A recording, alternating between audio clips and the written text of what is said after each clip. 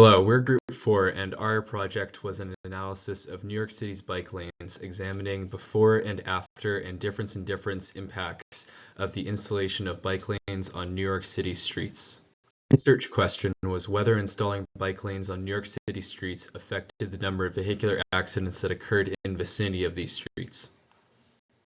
Geospatial programming was especially applicable for this problem set because of the large amount of data involved. For instance, New York City's open data set contained over 27,000 individual bike path features and over 2 million vehicular collisions. Using programming for geoprocessing tasks, our group was able to get after a large data set, enabling easier data manipulation and analysis replicability and scalability. In addition to the crash data, two groups were key to our analysis. The first was a random sample group of 500 road segments that never received bike lanes. The second was a random sample group of 500 road segments that received bike lanes between the 1st of January 2017 and the 7th of December 2019. Next, Shafan is going to walk through our framework for data analysis that was able to process our project. So this is the full execution flow of our project. Before getting into detail, let me give you an overview. So we selected three data sets: the bikeways data set, the crashes data set, and the New York roads data set, which is the center line data set. We applied a buffer of 250 meters on each of them and did some time analysis, spatial analysis on each of them. The control data set is the New York roads data set, and we randomly sampled 2,000 segments. For Python in our project was tackling converting New York City's open data set, which was stored in a CSV in polyline form, into a geodatabase and then into a feature class that could be used by ArcGIS for analysis. Once a feature class had been created for the bike routes, Python was used to buffer the feature class by 25 meters. This set up the area that would be later used to select accident point data and create groups for analysis. The final step of data preparation was converting the vehicular collision data set, which was stored as CSV with latitude and longitude, into a feature class that could be used by ArcGIS for geospatial analysis. This was also accomplished using Python. Our data analysis was made up of two components: a before and after analysis and a difference in differences analysis. First, we conducted the before and after analysis. In this analysis, for a given road, we took a time range of 5 years on either side of the date a bike lane was installed on the road. By tallying the number of crashes that happened near the road within each of these time ranges, we were able to determine the rate of vehicular crashes before the implementation of the bike lane and the rate of vehicular crashes after the implementation of the bike lane. Comparing these two rates gives us a percent change representing the correlation between installing a bike lane and seeing a change in how many crashes occur. As a first step of the before and after analysis, we do a buffer of 250 meters of bike paths, and we check the install date. If it's after Jan 1, 2017, we include them, otherwise we don't. In the next step, we initialize the bike path and the collision data along with the outputs, and then we process each of the bike paths. We calculate the pre-installation period and the post-installation period, and then based on the date range, and then we filter only the collisions by date. After that, we count the pre-installed collisions and also the post-install collisions, and then save them into a output layer. Next step of the process, we want to combine the 5 years before and after feature classes. For this, we make use of the search cursor to retrieve all the collision counts before the 5 years using the output FC before feature class. And then we use an update cursor to update and populate the both the feature layers into a combined feature class. This step, we make use of the combined dataset we just created in the last stage, where we have both before and after counts, which mentions pre and post installation counts. And then we use an update cursor and process each row of the feature class, iterating through all the features, and then calculate the difference in counts, and then update the difference in the difference field. Based on the counts we created on the last stage, we are creating the percentage change for each of the before and after crashes, and we update the percentage difference field using the update cursor.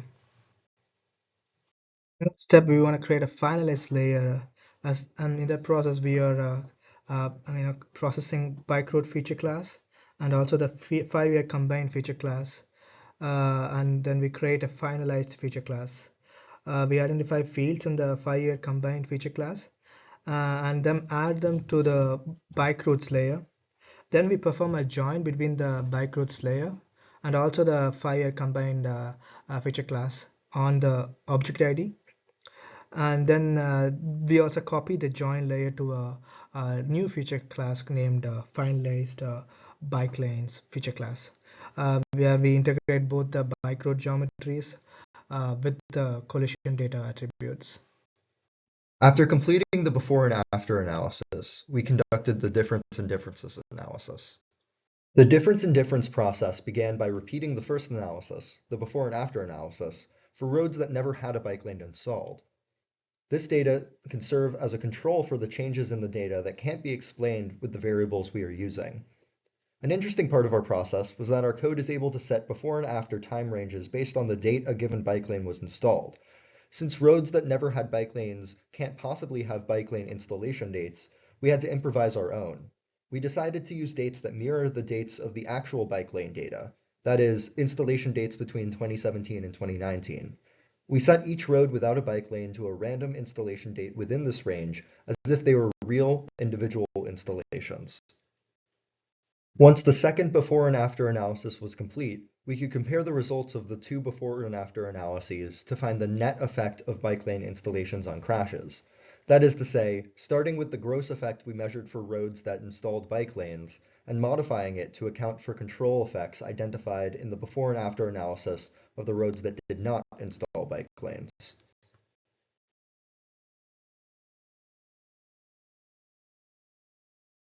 Ran the before and after analysis on the entire data set of New York City bike lanes that had been installed in the study period.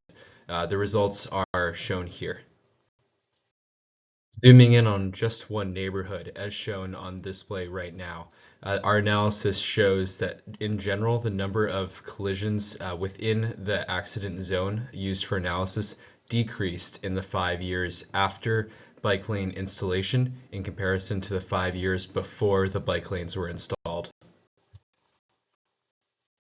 Moving on to our difference in difference analysis, what is visualized here is a sample group of roads that received bike lanes in comparison to a selection of roads without bike lanes. This is an example of the sample groups that were used for our difference in difference analysis. For reference, this is a comparison of the 25-meter zones that were used for selecting accidents.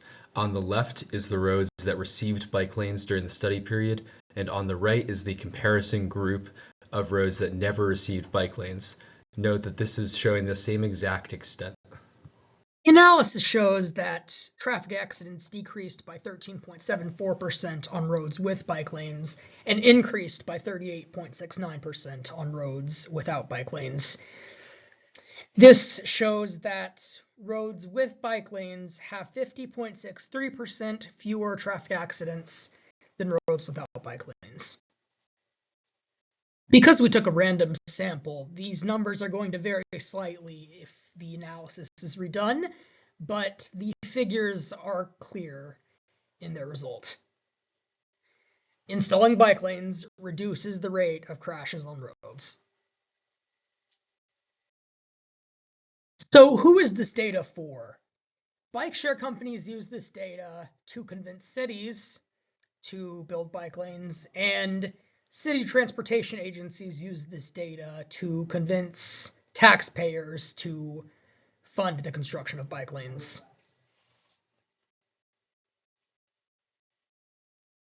This code has a variety of applications beyond the parameters of this study. You could change the city, apply this analysis to Chicago, DC, or Philadelphia to see if bike lanes have the same impact there as well. You could replace bike lanes with traffic lights, pedestrian signals, speed bumps to measure their impact on crash rates. Some of these bike lanes are not yet 5 years old, so you could run the code later to see if those lanes have the same positive impact. And finally, if you have more time, you can run this analysis on all of the roads instead of taking a random sample. For listening to our presentation and considering our project.